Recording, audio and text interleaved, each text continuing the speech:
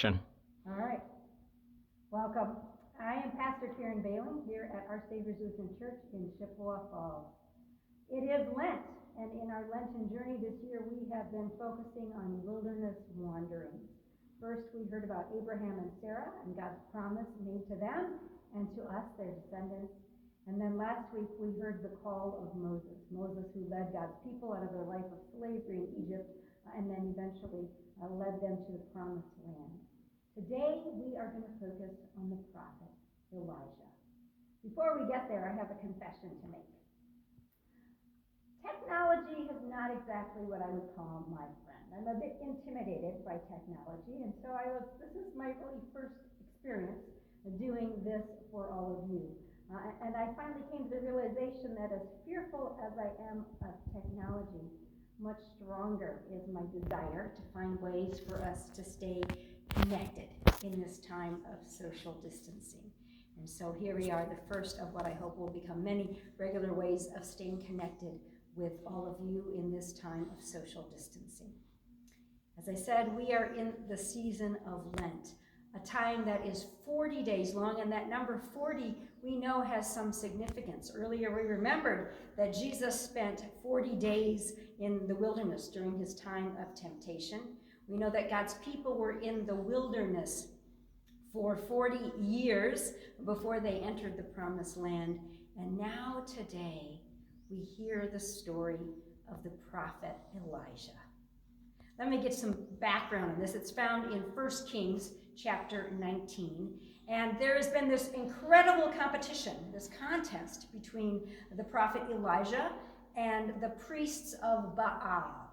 And Elijah prevailed, really God prevailed in a big, bold, tremendous way.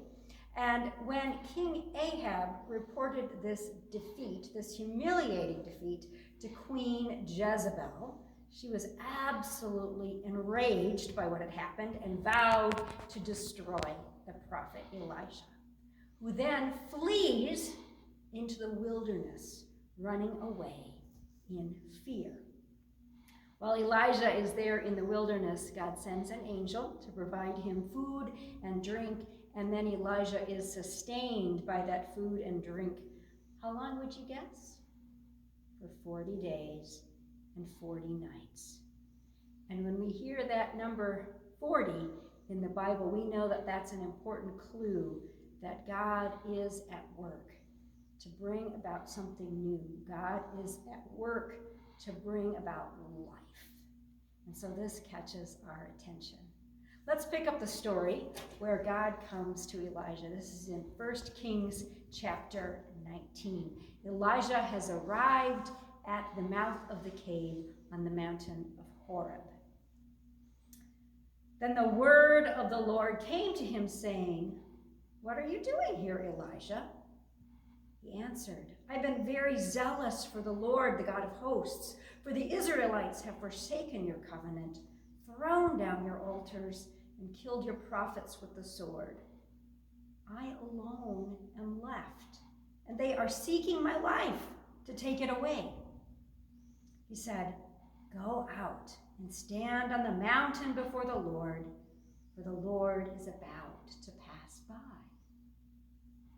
Now there was a great wind, so strong that it was splitting mountains and breaking rocks in pieces before the Lord. But the Lord was not in the wind. And after the wind, an earthquake. But the Lord was not in the earthquake. And after the earthquake, a fire.